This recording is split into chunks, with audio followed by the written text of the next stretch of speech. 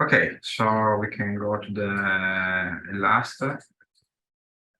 Okay, so Elisabetta Spinazzola will show you this preclinical image dataset repository that we are developing actually. So Elisabetta, feel free to start. Thank you, Dario, and welcome again to everyone. I will share my screen to have a practical part of my project, which regards the PIDAR, Preclinical Imaging Dataset Repository. The aim of this website is to build a public repository of metadata information of a preclinical image dataset from any imaging modality associated to peer-reviewed publications. There are information about different domains, as we talked before, for example, imaging modality, submodality, or chemical entities, anatomical part. And all the other goals that we have posted are fair principle. So we build a website which could provide findable, accessible, interoperable, and reusable datasets. Then promoting cross queries among different infrastructure, as we will see later. Then obtained preclinical metadata model list, which could be standardized. Create an API could be user-friendly and easy to use, and integrate the data curation with the ontology that we mentioned before, such as NCIT, DOID, and KB. Actually, we have collected from the Euro-BioImaging data management working group 30 preclinical datasets with a total of 2,078 subjects and 187 metadata. The construction, the storage of this website, starting from an Excel metadata dataset where we stored and shared all the information to fill by the people, the owner of the dataset.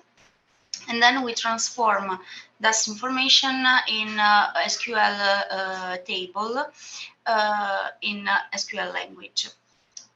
And we stored all these datasets and metadata in a PostgreSQL database. Same in this database, we have stored also the information that come from the ontology. We make the query to the ontology with a JNA patch Fuseki software with the SparkQL language, which is a bit different from SQL. Then we transform this in SQL table, and we have integrated the interrogation and the queries with the PHP PostgreSQL function. The final result accessible from the user is a web user interface built in Bootstrap, HTML, and CSS. The cross-research infrastructure, as we started to mention before, at the moment has been done with the EMMA strains, which come from the InfraFrontier repository and infrastructure, which stores transgenous or mutant alleles and all the other reference mouse genomic informatic resource. Through our disease model. The aim in the future is also to collect them with our strains. Then, on the other side, our chemical entities have been linked with the European Chemical Biological database from the EU Open Screen Network. As you can see here, we have also provided the link from these two infrastructures. The construction and the storage, as we already mentioned, has been done in PHP language. There are integrated functions that can access you to connect to the database of Postgre and then make the connection with the query, simple query between different tables. As you can see here, there are two tables. The one of the metadata and the other of the ontology. Making simple queries with the unique code, we can connect the two terms. Also with the basic stuff about the synonyms. And then we have built the PostgreSQL database. The functionalities that we have in the website that we will see now are the access to the old dataset, 13 dataset, then the download metadata in JSON format, drop-down menu where you can search with inside a specific field or domain, like cell line, imaging method, disease model, drugs, and etc. Then the query is made through the interrogation of the ontologies with the synonyms and terms. We will do a small example later. And then we have scheduled some information from the metadata in statistical diagrams to have just information about where the dataset comes from, the imaging facilities, and so all the information can then be seen in a schedule with the metadata model. So now go to the website, and here I can show you some functionalities. Here we have access to the old dataset. As you can see, 13 datasets.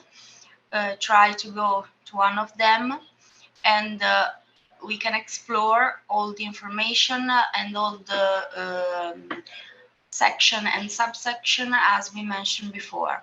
Here the study design and publication with all the metadata inside, as you can see. Here for the publication. Then we have study component. To manage the data with the ontology, we also provide a link to the ontology and to have access to the term. Here you have more than one code in base of how many terms are reported in the information of the metadata. Go on, we have identified each dataset with a unique ID. Then there is also a contact person if you want to research more and have much more information. As you can see, the EF section is very big, very full of information and metadata because it regards many parts. Then we have the experimental procedure, and here there are also all the other metadata regarding other stuff, for example, the contrast agent, so the drugs, pharmaco, image acquisition, image correlation, and other information that could be provided or not. It depends on the owner of the dataset that give us their data. We can go back and see that as a first impression, we have choose to show the study type, the imaging modality, the institution, imaging facility, the species, the sample size, disease model, organ tissue, the status, and the deposited, which means the year where when the dataset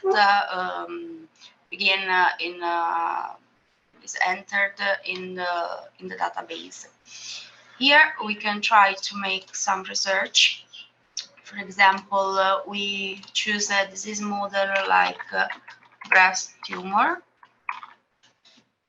And here, as we told about synonyms, also if I search for tumor, I understand that it's a synonym of cancer. and we can see the results of breast cancer. Here you can you can click and go to the ontology, which gives you more information about terms. One particular thing is that if I choose a particular metadata and I give different terms, of course, CT, which is part of imaging modalities, does not make me a research. We can do a general research instead, and so have all the other information. Then we can download all the file in a JSON file. This is being updated every time there are new datasets. The statistic part, at least, shows you where the dataset comes from as an imaging facilities. So Italy, Brussels, and Milan. Then we have dataset information from the country of the institution and the imaging facilities of the dataset. Then anatomical part, which have been investigated from the datasets, from the studies. As we can see, brain, liver, mammary gland are the main one. Imaging modalities with the last percentage of CT, MRI, and PET. And then also the disease model, where the main one is, of course, cancer of different type. As you can see here, the only updated point are in these 2 years, since this website is already new. And so coming back to the home, we ask you also to feel free to send us your database, your dataset studies, if you want to give your contribution, and you can contact us for any information. And so just thanks for your attention, and if you have other kind of question, please ask me. So thanks, Elisabetta. So essentially, this repository is intended not to store images, but to store metadata that can describe a full preclinical image dataset. Can you hear me? Yes. Okay. Okay, I see Nikos. Okay, I hear Nikos. And so this means that even if you don't have or even if we are not storing the images, these repositories anyway allow you to find your images, since you can provide here this metadata information, and then from here you can know eventually where you can find these images. I guess that it's better. You can also show an example of a link between or the possibility also to use the repository in order to know where you can find images. For example, there is one data set that has a link to our SNAT repository, so you can also show Yes, it. I can show again our example. And of course, as we mentioned before, we have linked our dataset to other infrastructure. As for example, here we have connected this information with XNAT, where all the images are stored. And here you can have the access, of course, if the data set as a public project. Also, there are other links where we have put to disease model or to pharmacological drugs, to the other 2 resources that we mentioned before. Okay, so thanks, Elisabetta. So essentially, the repository allows also to add this information, the link. I mean, even if your image dataset is stored in your on desktop on your computer in a pen drive, and doesn't matter. But in that way, with this repository, you can provide this information and so being able to find the images. And okay, are there questions from the audience? Okay, if there are questions, so essentially we will continue also to collect image dataset or metadata regarding image dataset. So if you would like to share and provide us this information, so feel free to contact us. So the idea is to develop this repository as a first place where you can look for and likely find preclinical image dataset that can be of interest. So I think that we can conclude the webinar. So I would thank the speaker first and thank all of you that attended the webinar, and we will provide also into the Euro-BioImaging portal the recording of the webinars.